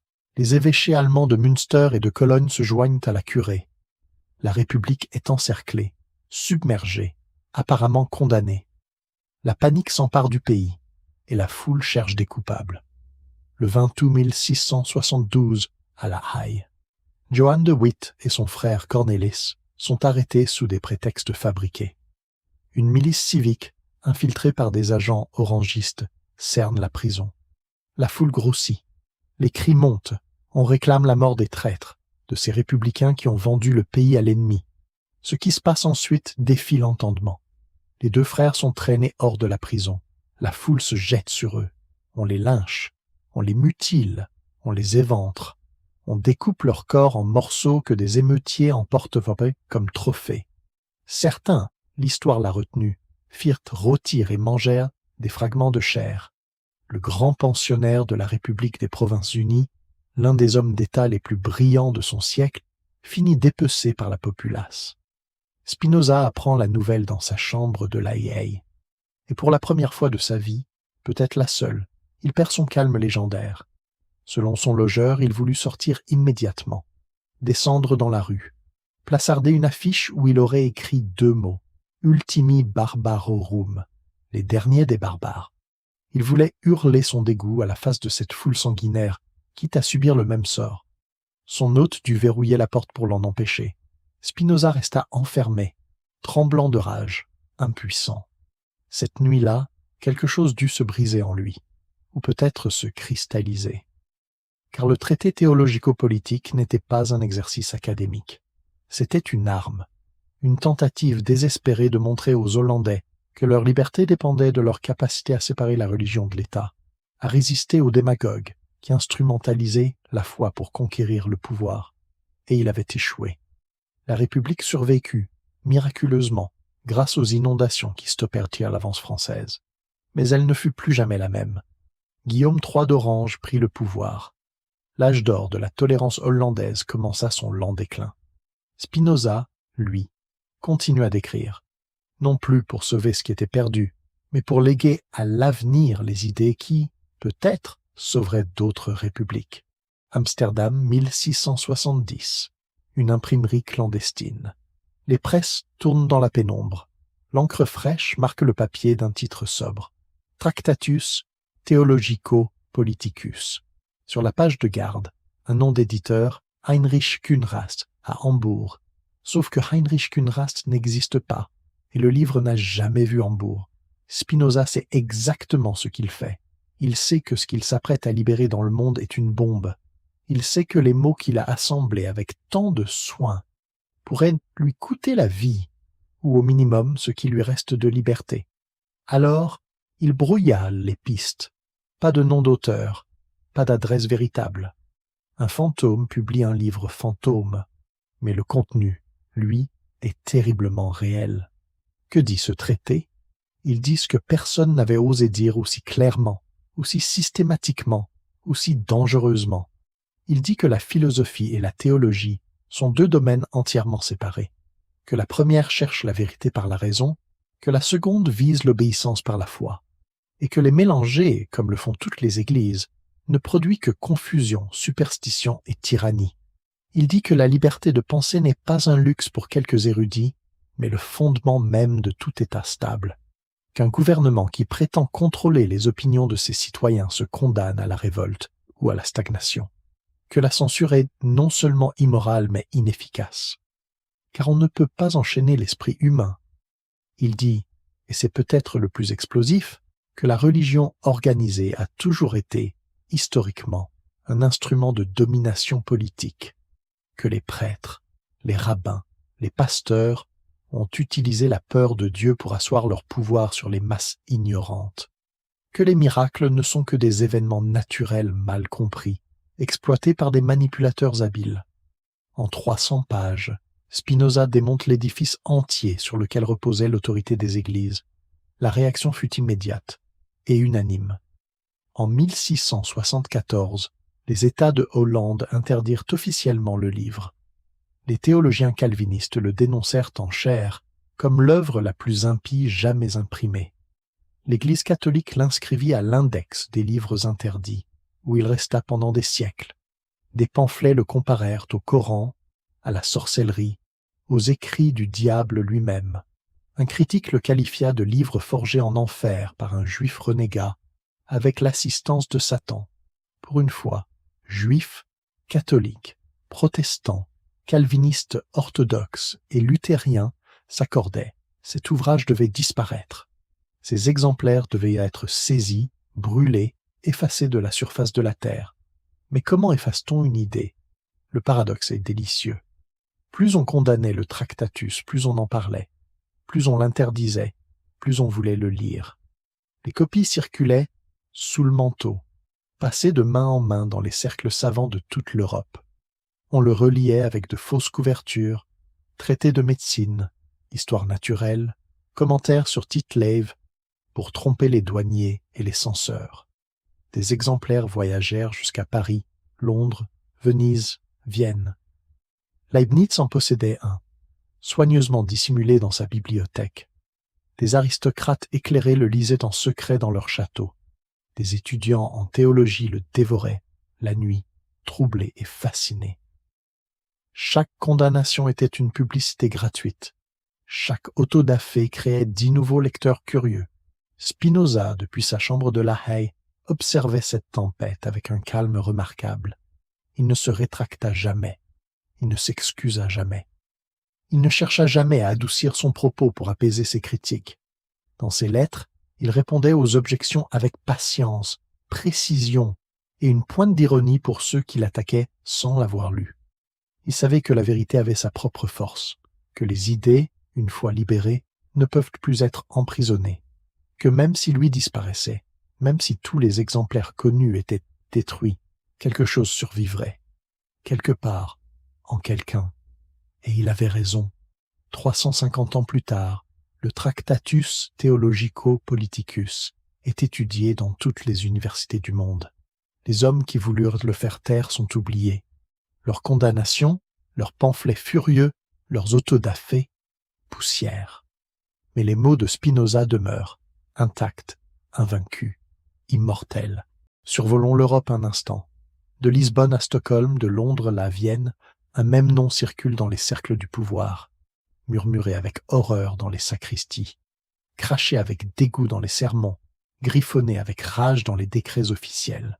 Spinoza, un seul homme, une seule chambre à La Haye, et pourtant un continent entier mobilisé contre lui. Commençons par la Hollande, son propre pays. Les synodes calvinistes tonnent. Chaque dimanche, dans les églises austères des Provinces-Unies, les pasteurs dénoncent ce pestilentiel athée qui corrompt la jeunesse et sape les fondements de la foi. Le consistoire de La Haye exige des autorités civiles qu'elles agissent. Les États de Hollande finissent par céder. En 1674, le Tractatus est officiellement interdit, ajouté à la liste des livres impies dont la possession est un délit. Mais la Hollande n'est que le début. À Rome, le Saint-Office examine l'ouvrage avec l'attention méticuleuse qu'il réserve aux hérésies les plus dangereuses. Le verdict tombe, Index Librorum Prohibitorum, l'index des livres interdits. Spinoza rejoint Galilée, Copernic, Machiavel. Cette confrérie d'esprit que l'Église a tenté d'effacer de l'histoire. En Allemagne, les princes protestants, qui détestent Rome autant qu'ils craignent l'athéisme, promulguent de leurs propres interdictions. En Angleterre, où la mémoire de la guerre civile est encore fraîche, les autorités surveillent avec inquiétude la circulation de ces idées subversives. Un réseau continental de censure se met en place, et au centre de ce réseau, une cible unique, un polisseur de lentilles époux de 40 ans. Les attaques personnelles sont d'une violence inouïe. On le traite d'athée, le mot le plus grave qu'on puisse prononcer en ce siècle. On l'appelle monstre, serpent, instrument du malin. Un pamphlétaire le décrit comme un homme qui a vomi les opinions les plus exécrables que l'enfer ait jamais conçues. Un autre affirme que ses livres sentent le soufre et que les lire corrompt l'âme au-delà de toute rédemption. Des caricatures circulent le représentant avec des cornes, des sabots, une queue fourchue. Et Spinoza, comment répond-il à cette avalanche de haine, avec un calme déconcertant? Dans ses lettres, il répond point par point aux objections intellectuelles, ignorant superbement les insultes. Ce qui m'intéresse, semble-t-il dire, ce sont les arguments. Le reste n'est que bruit. Cette sérénité exaspère ses ennemis plus que n'importe quelle contre-attaque n'aurait pu le faire. Mais voici le paradoxe magnifique. Plus on condamne, plus on diffuse. Chaque autodafé crée des martyrs de papier. Chaque sermon dénonciateur attise la curiosité des paroissiens. De quoi parle ce livre si dangereux? Que dit cet homme que les puissants veulent tant faire taire? Les exemplaires interdits deviennent des trésors. À Paris, dans les salons clandestins des libertins érudits, on lit Spinoza à voix basse. À Londres, des membres de la Royal Society échangent des copies sous le manteau. À Berlin, Leibniz, qui le critiquera publiquement, annote fébrilement son exemplaire en privé. À Stockholm, la reine Christine, celle-là même qui avait invité Descartes, s'enquiert de ce philosophe hollandais dont tout le monde parle. Un réseau souterrain se forme, une république des lettres clandestines, où les idées de Spinoza circulent comme une monnaie précieuse. Quelques voix courageuses osent le défendre, rares, très rares, car le prix à payer est exorbitant. Ceux qui prennent publiquement sa défense risquent leur réputation, leur carrière, parfois leur liberté. La plupart des admirateurs restent dans l'ombre, louant le maître en privé, le reniant en public. Spinoza ne leur en veut pas. Il comprend la peur. Il sait ce qu'il en coûte de penser librement dans un monde qui punit la liberté. Et pendant que l'Europe s'agite, que fait-il? Il polit ses lentilles. Il écrit, il reçoit ses amis. Il répond à son courrier avec la même courtoisie qu'il accorderait à des voisins venus prendre le thé. Imaginez cette scène. Un continent entier dressé contre lui. Pape, prince, synode, inquisiteurs, théologiens de toute confession. Des milliers de sermons, des centaines de décrets, des dizaines de pamphlets enragés. Et lui, dans sa petite chambre, penché sur son établi. Le bruit de la meule sur le verre, la lumière d'une bougie, le silence d'un esprit qui n'a peur de rien. Voici la question qui hante l'humanité depuis qu'elle pense. Si Dieu existe, s'il est tout-puissant, omniscient, infiniment bon, pourquoi le monde est-il ainsi? Pourquoi la souffrance des innocents? Pourquoi les tremblements de terre qui engloutissent des villes entières? Pourquoi les enfants meurent-ils de faim pendant que les tyrans prospèrent? Les théologiens ont des réponses, le péché originel, les preuves divines, les voies impénétrables du Seigneur. Mais ces réponses, pour Spinoza, n'étaient-elles que des esquives, des manières élégantes de ne pas regarder le problème en face. Alors, il proposa autre chose, quelque chose de si radical, de si vertigineux, que 3 siècles et demi plus tard, nous n'avons pas fini d'en mesurer les implications. Deus sive natura. Dieu, autrement dit, la nature. 4 mots latins. Une révolution complète de notre façon de concevoir le divin. Qu'est-ce que cela signifie? Que Dieu n'est pas un être séparé du monde, assis sur un trône céleste, observant sa création comme un horloger observe sa montre. Dieu n'est pas une personne, avec des intentions, des émotions, des préférences. Dieu ne récompense pas les justes et ne punit pas les méchants. Dieu n'entend pas les prières, ne fait pas de miracles, n'intervient pas dans les affaires humaines. Dieu est le monde. Dieu est la totalité de ce qui existe, l'univers infini, les lois immuables qui le gouvernent, la substance unique dont toutes les choses particulières ne sont que des expressions temporaires. Chaque étoile, chaque grain de sable, chaque pensée humaine, chaque battement de cœur, tout cela est Dieu se manifestant sous des formes infinies. Vous êtes Dieu, je suis Dieu, cette table est Dieu, non pas au sens où nous serions des dieux personnels, mais au sens où nous sommes tous des vagues dans un océan unique, l'océan de la substance infinie. Comprenez-vous pourquoi cette idée était inacceptable? Pour les croyants traditionnels, c'était de l'athéisme déguisé. Si Dieu est tout, alors Dieu n'est rien de particulier. Plus de providence, plus de salut personnel, plus de relation intime avec un Père céleste. Le Dieu de Spinoza ne vous aime pas, parce qu'il n'aime rien ni personne. Il est, simplement, mais pour les athées aussi, quelque chose clochait. Car Spinoza ne niait pas Dieu, il le démultipliait à l'infini. Il sacralisait la nature entière, il insufflait du divin dans chaque particule de matière. Ce n'était pas un athéisme froid et mécanique, c'était une forme d'ivresse cosmique, une mystique de la raison. Ni croyant, ni athée au sens où ces mots étaient bien compris. Autre chose, quelque chose de nouveau, et les implications pour la condition humaine, elles sont immenses. S'il n'y a qu'une seule substance, alors le libre arbitre au sens traditionnel est une illusion. Nous croyons choisir librement, mais nos choix sont déterminés par des causes qui nous précèdent et nous dépassent. La liberté véritable ne consiste pas à échapper aux lois de la nature, c'est impossible, mais à les comprendre, à les accepter, à agir en harmonie avec elles. S'il n'y a qu'une seule substance, alors la mort personnelle n'est pas une catastrophe, c'est un retour à l'ensemble. La vague disparaît, l'océan demeure. Notre éternité n'est pas la survie de notre moi particulier, mais la participation consciente à quelque chose qui ne finit jamais. C'est terrifiant, c'est libérateur, c'est les deux à la fois. 3 siècles plus tard, un physicien aux cheveux blancs répondait à un rabbin qui lui demandait s'il croyait en Dieu. « Je crois au Dieu de Spinoza, dit Albert Einstein, celui qui se révèle dans l'harmonie ordonnée de ce qui existe, pas en un Dieu qui se préoccupe des destinées et des actions des êtres humains. » Einstein reconnaissait dans Spinoza quelque chose que les scientifiques modernes éprouvent souvent, cet émerveillement devant l'ordre caché du cosmos, cette intuition que les lois de la physique sont trop belles pour être un accident, cette forme de spiritualité qui n'a besoin ni de miracle ni de révélation.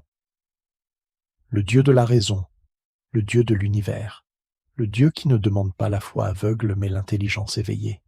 Et vous, dans quel Dieu croyez-vous ou ne croyez-vous pas, celui qui juge et récompense, celui qui se tait éternellement, ou celui, peut-être, qui vous regarde en ce moment même depuis chaque atome de votre corps, depuis chaque étoile du ciel nocturne?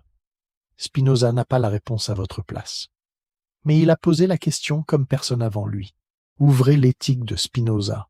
Les premières pages vous arrêteront net.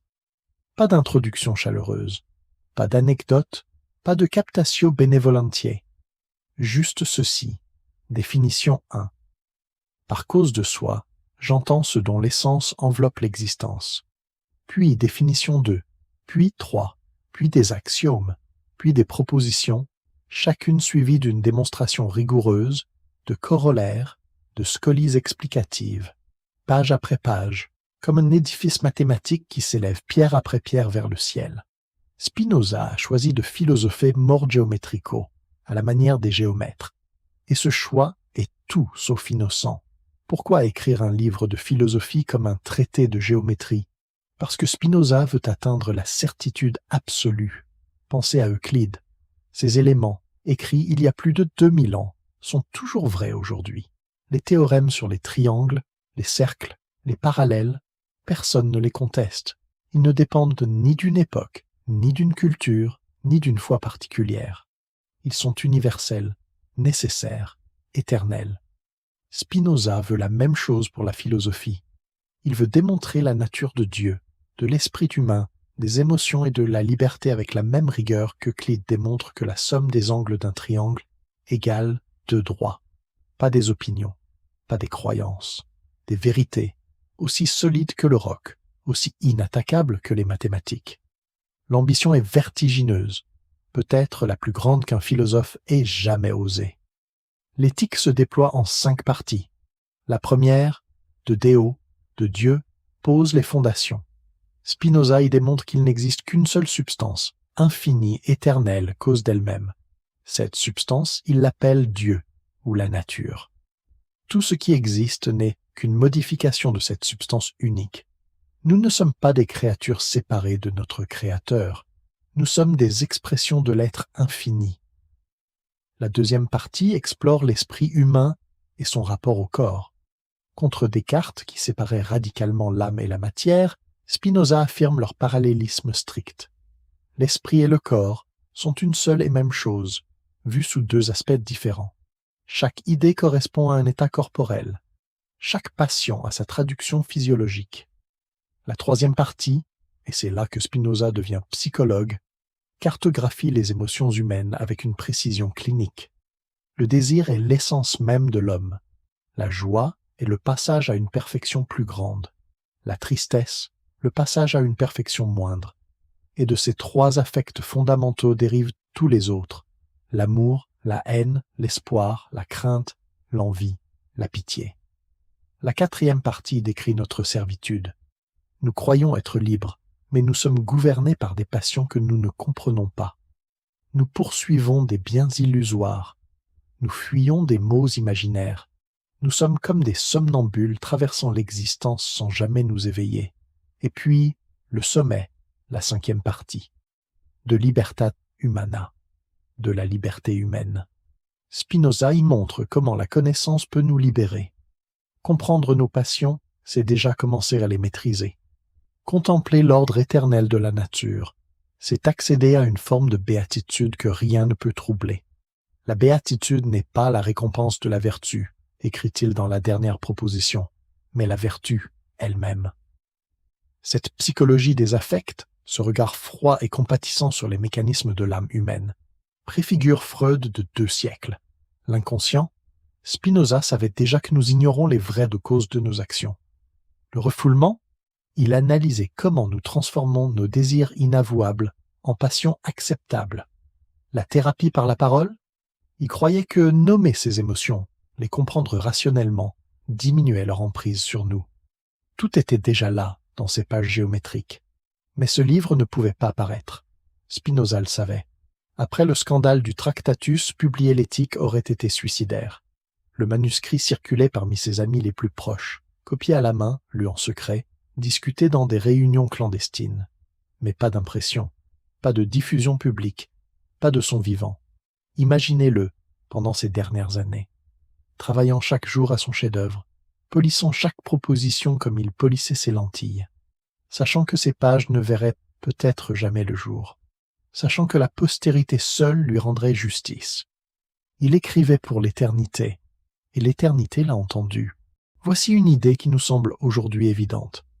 Chaque citoyen a le droit de penser ce qu'il veut, de croire ce qu'il veut, d'exprimer ses opinions sans craindre la prison ou le bûcher. L'État n'a pas à dicter les croyances.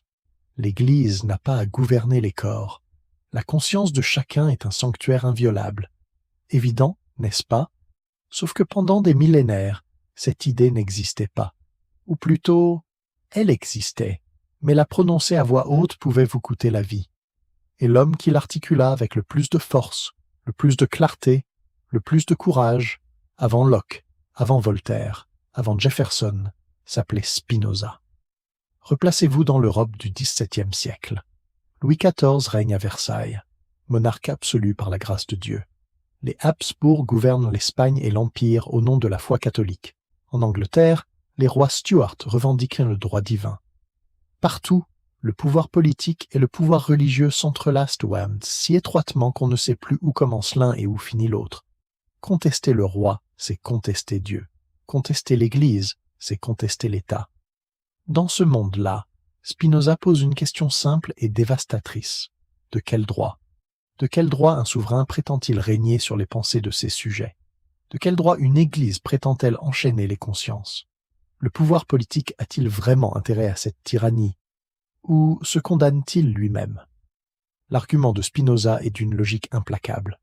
Un gouvernement peut contrôler les actes. Il peut interdire certains comportements, punir les crimes, maintenir l'ordre public. Mais les pensées, les croyances intimes, celles-là échappent à tout contrôle, parce qu'elles sont, par nature, invisibles, inaccessibles, incoercibles. Un tyran qui prétend gouverner les esprits ne fait que créer des hypocrites, des citoyens qui mentent, qui dissimulent, qui récitent les formules exigées, tout en pensant le contraire. Une société où personne ne dit la vérité, où la méfiance ronge tous les liens, où la rébellion fermente dans les cœurs jusqu'au jour où elle explose. La vraie force d'un État, dit Spinoza, repose sur des citoyens libres, des hommes et des femmes qui peuvent penser par eux-mêmes, débattre ouvertement, contribuer à la délibération collective, non pas des sujets serviles, mais des citoyens actifs. La liberté de penser n'affaiblit pas le gouvernement, elle le renforce. Et la religion, Spinoza ne veut pas la détruire, il veut la séparer du pouvoir temporel, que chacun pratique le culte de son choix, que les églises enseignent la morale et consolent les âmes, mais qu'elles restent à leur place, hors de l'appareil d'État, hors des tribunaux, hors des décisions politiques qui concernent tous les citoyens, quelle que soit leur foi. La séparation de l'Église et de l'État. Nous prononçons ces mots aujourd'hui comme une évidence. Mais quand Spinoza les écrivit, c'était du jamais vu, une audace inouïe, le fondement philosophique de tout ce qui allait suivre, car les idées voyagent. 30 ans après la mort de Spinoza, la glorieuse révolution anglaise limite le pouvoir royal et pose les bases du parlementarisme moderne. Un siècle plus tard, des colons américains rédigent une constitution qui sépare explicitement l'Église et l'État, qui garantit la liberté d'expression, qui affirme que le pouvoir émane du peuple. Jefferson avait lu Locke, qui avait lu Spinoza. Madison connaissait les débats européens où le nom de Spinoza circulait dans toutes les controverses sur la tolérance. En France, Voltaire, Diderot, d'Holbach, les architectes des Lumières, puisèrent directement à la source spinoziste. L'encyclopédie lui doit plus qu'elle ne l'avoue. La Déclaration des droits de l'homme de 1789 porte son empreinte invisible. Le monde moderne naquit, en partie, dans cette chambre de La Haye. Et aujourd'hui, regardez autour de vous. Dans combien de pays la liberté de penser est-elle menacée? Combien de journalistes emprisonnés? Combien de dissidents réduits au silence? Combien de gouvernements qui prétendent à nouveau contrôler ce que leurs citoyens peuvent lire, penser, croire? Les arguments de Spinoza n'ont rien perdu de leur urgence. Un État qui craint les idées de ses citoyens est un État faible. Un gouvernement qui censure prépare sa propre chute. La liberté de penser n'est pas un luxe pour tant de paix. C'est le fondement même de toute société viable. Spinoza le savait, et nous aurions tort de l'oublier. L'histoire de la pensée est aussi une histoire de guerre, une guerre silencieuse, menée à coups de livres, de pamphlets, de réputations détruites et de noms maudits. Et dans cette guerre, peu de combattants furent aussi violemment attaqués et aussi profondément admirés que Spinoza. Regardons d'abord ses ennemis. Ils étaient légion. Les théologiens de toute confession voyaient en lui une menace existentielle. Catholiques, protestants, juifs, pour une fois unanimes, le dénonçaient comme l'architecte d'un système qui rendait Dieu impersonnel, l'âme mortelle et la morale arbitraire. Pierre Bayle, dans son célèbre dictionnaire, consacra à Spinoza un article d'une longueur exceptionnelle, non pour le louer, mais pour avertir l'Europe entière du danger qu'il représentait. Spinoziste devint une insulte. Pendant plus d'un siècle après sa mort, être qualifié de spinoziste équivalait à être traité d'athée, de libertin, de corrupteur des mœurs. L'accusation pouvait détruire une carrière, compromettre une réputation, fermer des portes à jamais. Même ceux qui l'avaient lu en secret le renièrent en public. Leibniz en est l'exemple parfait. Le grand philosophe allemand avait fait le voyage jusqu'à La Haye pour rencontrer Spinoza. Il avait passé des jours en sa compagnie, discutant de métaphysique, annotant ses manuscrits. Ses cahiers personnels montrent une dette intellectuelle profonde, des concepts, des arguments, des formulations empruntées au maître hollandais. Mais en public, Leibniz condamnait Spinoza avec véhémence. Il le critiquait, le réfutait, prenait soin de s'en distancier. Car être associé à ce nom-là, c'était risquer l'opprobre. Même un génie de la stature de Leibniz ne pouvait se permettre cette audace. Les pouvoirs politiques, eux aussi, se méfiaient. Spinoza représentait la subversion pure, le questionnement de toute autorité fondée sur la tradition, la foi aveugle, le droit divin. Son nom circulait dans les rapports de police, les avertissements diplomatiques, les listes de livres dangereux. Un siècle entier d'obscurité. Puis, lentement, la lumière revint, et elle vint d'Allemagne. Goethe, le titan des lettres européennes, découvrit Spinoza dans sa jeunesse et n'en sortit jamais. Ce qui m'a fasciné, écrivit-il, c'est ce calme absolu qui émanait de lui. Il voyait en Spinoza non seulement un philosophe, mais une âme, l'une des plus grandes jamais incarnées. Il le relisait sans cesse, le citait dans ses conversations, le tenait pour un guide spirituel. Les romantiques allemands suivirent. Schelling, Hegel, Schleiermacher, les architectes de l'idéalisme allemand, reconnurent dans Spinoza un précurseur indispensable. Hegel déclara que philosopher, c'était d'abord être spinoziste, comme si toute pensée sérieuse devait passer par cette porte avant d'aller plus loin. La substance unique, le dépassement des dualités, l'immanence du divin, Tout cela nourrissait leur propre système. En Angleterre, Coleridge le lisait avec passion. En France, Flaubert trouvait dans son panthéisme une spiritualité qui convenait à son âme d'artiste. Partout, des écrivains, des poètes, des penseurs libres redécouvraient ce nom maudit et le portaient au pinacle. Le 19e siècle fut le siècle de la réhabilitation. Et puis vint Einstein. Quand on demanda au physicien le plus célèbre du XXe siècle s'il croyait en Dieu, sa réponse fit le tour du monde. « Je crois au Dieu de Spinoza. Pas le Dieu des miracles et des jugements, le Dieu de l'ordre cosmique, de la beauté des lois naturelles, de l'harmonie mathématique de l'univers. » Einstein revendiquait cet héritage sans honte, sans précaution, sans les esquives qui avaient caractérisé tant de ses prédécesseurs. Spinoza était enfin sorti des catacombes. Le paria devenait prophète. L'hérétique devenait saint laïque de la pensée libre. Son visage apparaissait sur des timbres. Son nom était donné à des rues, des écoles, des astéroïdes.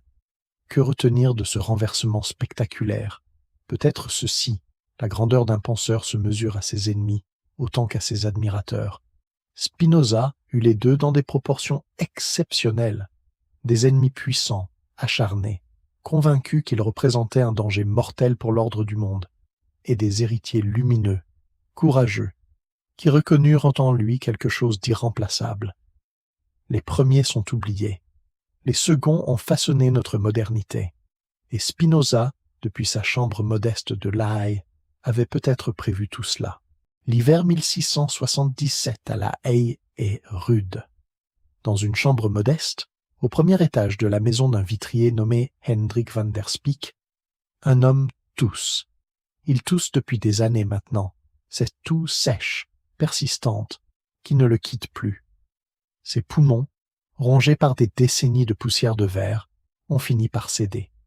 La tuberculose fait son œuvre, lentement, inexorablement. Spinoza a 44 ans. Il sait qu'il va mourir. Ces derniers mois, il a continué comme si de rien n'était. Le matin, quand ses forces le permettent, il descend à son établi. La meule tourne. Le verre se polit. Ses mains, amaigries mais habiles, façonnent encore des lentilles que des savants d'Europe lui réclament. L'après-midi, il écrit. Il répond à son courrier. Oldenburg à Londres, Tschirnhaus en Allemagne. Tous ces esprits qui cherchent sa lumière. Le soir, il reçoit parfois des visiteurs. Van der Spyck et sa femme l'entendent discuter pendant des heures, sa voix douce portant à travers les murs minces. Il travaille sur l'éthique jusqu'aux dernières semaines. Une virgule ici, une démonstration clarifiée là. Ce perfectionnisme obsessionnel qui l'a toujours caractérisé. Comme si chaque mot devait être exact, parfaitement exact, avant qu'il ne parte. Ses manuscrits sont soigneusement rangés dans un coffre. Il a donné des instructions précises à ses amis. Aussitôt après sa mort, publier. Ne rien attendre, ne rien censurer. Le monde doit savoir. Le 21 février 1677. C'est un dimanche. Van der Spyck et sa famille sont à l'église pour le service du matin. La maison est silencieuse. Seul un médecin ami, Lodewijk Meyer, est resté au chevet du mourant. Que se sont-ils dit, ces deux hommes, dans ces dernières heures? Nous ne le saurons jamais. Meyer n'a pas laissé de témoignages détaillés. Mais connaissant Spinoza, on peut imaginer. Pas de plaintes, pas de regrets exprimés. Peut-être quelques instructions pratiques sur les manuscrits. Peut-être un silence paisible, partagé entre deux amis qui n'avaient plus besoin de mots. Et puis, dans l'après-midi, le souffle s'est arrêté. Simplement, sans drame, sans ces scènes de conversion de dernière minute que les biographes pieux aimaient tant inventer. Spinoza mourut comme il avait vécu, dans une sérénité que ses contemporains trouvèrent presque scandaleuse. Pas de prêtre à son chevet, pas de sacrement, pas de réconciliation avec le Dieu personnel qu'il avait passé sa vie à déconstruire. Juste le silence. Quand Van der Spyck rentra de l'église, tout était fini. Son locataire gisait dans son lit, le visage apaisé. Le médecin avait fermé ses yeux. La chambre était froide. Le feu s'était éteint. L'inventaire de ses possessions fut dressé quelques jours plus tard. La liste est d'une sobriété poignante. Quelques meubles usés, des outils de polissage, des livres, beaucoup de livres, un peu de linge, presque pas d'argent. Et ce précieux coffre contenant les manuscrits que le monde attendait sans le savoir. Ses amis s'activèrent immédiatement. En quelques mois, les opéras posthumes furent imprimés, l'éthique, le traité politique inachevé, des lettres choisies. Anonymement, bien sûr, avec de fausses indications d'éditeurs. Les précautions de toujours. Le monde recevait enfin le testament philosophique de Spinoza. Mais sur le moment, presque rien. Quelques notices dans des journaux savants. Quelques lettres échangées entre correspondants attristés. La mort d'un polisseur de lentilles hollandais ne faisait pas les gros titres de l'Europe. Les puissants de ce monde, Louis XIV à Versailles, Guillaume d'Orange à La Haye, ne remarquèrent probablement même pas son départ. Le contraste est vertigineux. Cet homme, dans cette chambre modeste, laissait derrière lui des idées qui allèrent transformer la philosophie, la politique, la théologie, notre conception même de Dieu et de l'univers. Et il mourut dans l'obscurité, veillé par un seul ami, sans savoir avec certitude si la postérité lui rendrait justice. Mais voici peut-être le plus remarquable. Il n'en avait pas besoin. Spinoza n'écrivait pas pour la gloire, il n'attendait pas la reconnaissance du monde. Sa béatitude, cette joie stable qu'il décrivait dans l'éthique, ne dépendait pas du regard des autres. Il avait trouvé la paix, la vraie paix, celle que procure la compréhension de notre place dans l'ordre éternel des choses. Et cette paix-là, personne ne pouvait la lui ôter, pas même la mort. Voici un paradoxe extraordinaire. Un homme dont les livres furent interdits dans toute l'Europe. Un homme dont le nom resta une insulte pendant plus d'un siècle. Un homme dont la tombe modeste, dans un cimetière de La Haye, ne porta longtemps aucune inscription digne de ce nom. Et pourtant, cet homme est l'un des architectes les plus fondamentaux du monde dans lequel vous vivez en ce moment même. Comment est-ce possible ? L'influence de Spinoza ne se propagea pas comme une vague visible. Elle coula sous terre, comme une rivière souterraine qui irrigue les racines sans jamais apparaître à la surface. Des penseurs s'en nourrirent sans l'avouer. Des idées s'infiltrèrent dans la culture sans que leur origine soit reconnue. Des concepts spinocistes devinrent si familiers qu'on oublia qu'ils avaient un jour été révolutionnaires. Regardez autour de vous. Presque tout ce que vous tenez pour acquis porte sa marque. En philosophie d'abord.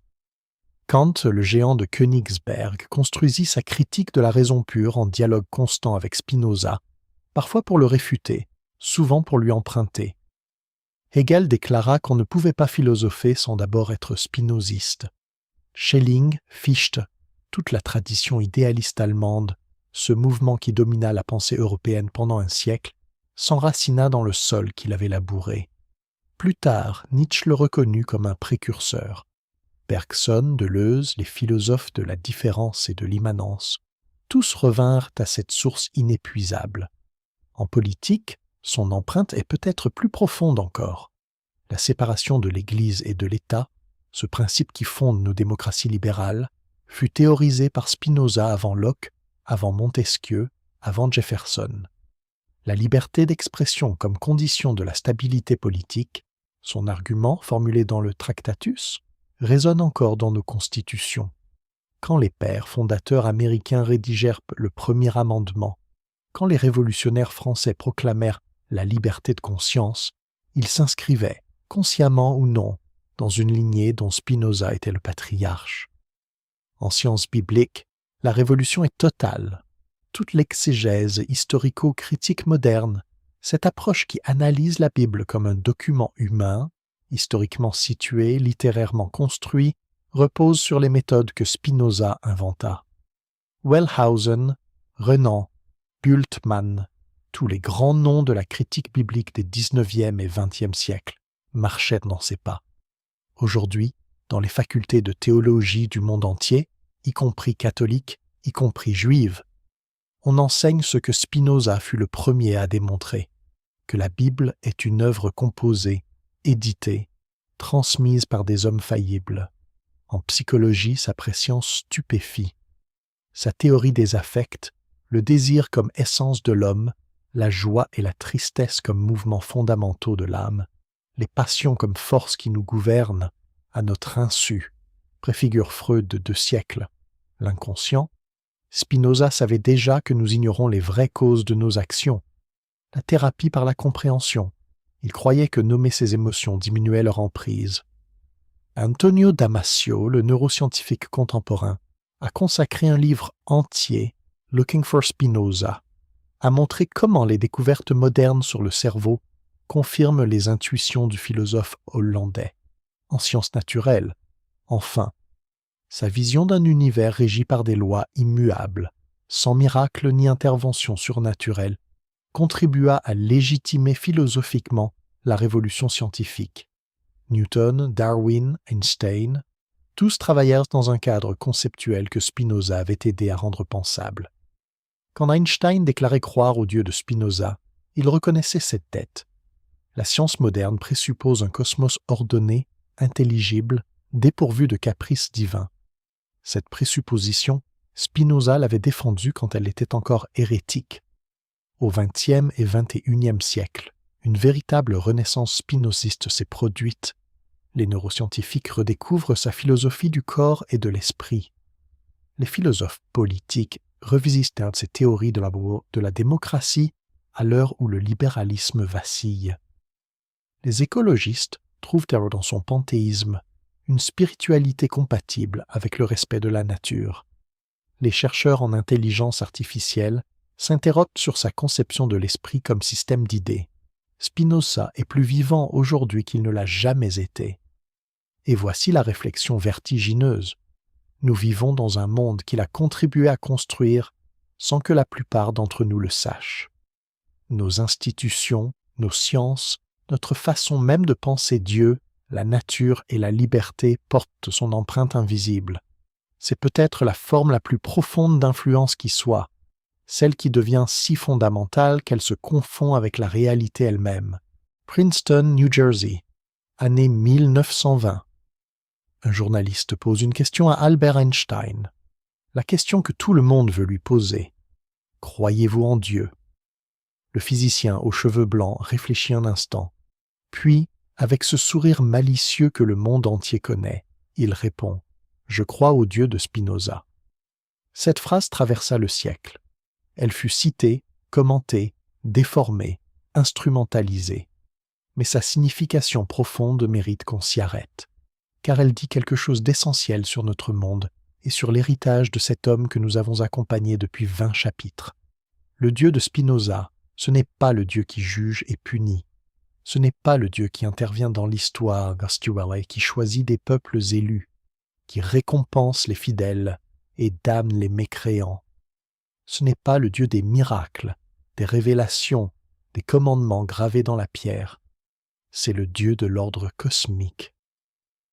Le Dieu qui se révèle dans l'élégance des équations de Maxwell, dans la courbure de l'espace-temps, dans la double hélice de l'ADN, dans les lois immuables qui gouvernent l'univers depuis le Big Bang, jusqu'à ce moment précis où vous lisez ces mots. Einstein reconnaissait dans Spinoza quelque chose que tout scientifique authentique ressent, cet émerveillement devant l'intelligibilité du cosmos, cette intuition que les lois de la nature sont trop belles, trop cohérentes, trop mathématiquement parfaites pour être un simple accident. Le plus grand physicien du XXe siècle se réclamait d'un polisseur de lentilles du XVIIe. Ce n'est pas une anecdote, c'est une filiation. Regardons en arrière, maintenant. Le chemin parcouru depuis cette synagogue d'Amsterdam où un jeune homme de 23 ans fut maudit par les siens, les ruelles du Vloyenbourg, les maranes fuyant l'Inquisition, le Talmud Torah où l'enfant prodige dévorait Maïmonide, les premières fissures, la rencontre avec Descartes, la mort du père, les cercles clandestins, le hérem, puis l'exil choisi, les chambres modestes de Reinsbourg, de Warburg, de La Haye, le bruit de la meule sur le verre, les manuscrits écrits dans le secret, le Tractatus qui fit scandale, l'éthique qui attendit la mort de son auteur pour voir le jour, et cette fin silencieuse, un dimanche de février, veillé par un seul ami. Que nous enseigne cette vie ? Que la vérité vaut plus que l'appartenance, que la liberté de penser est le bien le plus précieux qu'un être humain puisse posséder et qu'une société puisse protéger, que les idées vraiment révolutionnaires ne meurent jamais, même quand des empires entiers se liguent pour les étouffer. Et aujourd'hui, regardez le monde autour de vous. Les fondamentalismes religieux qui ressurgissent sur tous les continents, chrétiens, musulmans, juifs, hindous, réclamant le droit de gouverner les corps et les esprits au nom de vérités révélées. Les attaques contre la liberté de la presse, contre les universités, contre tous ceux qui osent penser différemment. Les pouvoirs politiques qui rêvent à nouveau de contrôler ce que leurs citoyens peuvent lire, dire, croire. Spinoza connaissait tout cela. Il l'avait vécu. Il l'avait combattu avec les seules armes dont il disposait, la raison, la plume, le courage tranquille de celui qui refuse de mentir. Ses arguments n'ont pas pris une ride. Un État qui craint les pensées de ses citoyens est un État faible. Une religion qui a besoin de la censure pour survivre ne mérite pas qu'on y croie. La liberté n'est pas l'ennemi de l'ordre. Elle en est le fondement. Et la crise écologique elle-même, cette menace existentielle qui pèse sur notre civilisation, ne peut-elle pas être repensée à travers le prisme de son Deus sive natura? Si Dieu était la nature, alors détruire la nature, c'est détruire le sacré. Le panthéisme spinoziste offre une spiritualité écologique d'une profondeur que les traditions religieuses conventionnelles peinent à égaler. À vous qui m'avez accompagné jusqu'ici, je m'adresse directement. Dans un monde de plus en plus divisé entre ceux qui cherchent des certitudes dans les dogmes et ceux qui ne croient plus en rien, Spinoza offre une troisième voie, une spiritualité fondée non sur la peur, mais sur la compréhension, une politique fondée non sur l'autorité, mais sur la liberté, une éthique fondée non sur les commandements, mais sur la joie de comprendre. Cette voie n'est pas facile. Elle exige le courage de penser par soi-même. Elle exige d'accepter l'incertitude plutôt que de se réfugier dans de fausses certitudes. Mais c'est la seule voie digne d'un être humain véritablement libre. Revenons une dernière fois à cette synagogue d'Amsterdam, 27 juillet 1656. Les chandelles s'éteignent une à une sur le visage du jeune Baruch. Les malédictions pleuvent, les portes se ferment. Les siens le chassent dans les ténèbres. Ils crurent éteindre une flamme. Mais chaque chandelle soufflée ce soir-là alluma en réalité une lumière qui brûle encore. Dans nos constitutions, dans nos universités, dans nos laboratoires, dans nos consciences, dans cette conversation silencieuse que nous avons, vous et moi, par-delà les siècles. Ils crurent le faire taire. Ils ne firent que lui donner des ailes. Si vous avez trouvé ce voyage à travers l'histoire enrichissant, un like aide cette chaîne à faire sortir davantage d'histoires de l'ombre.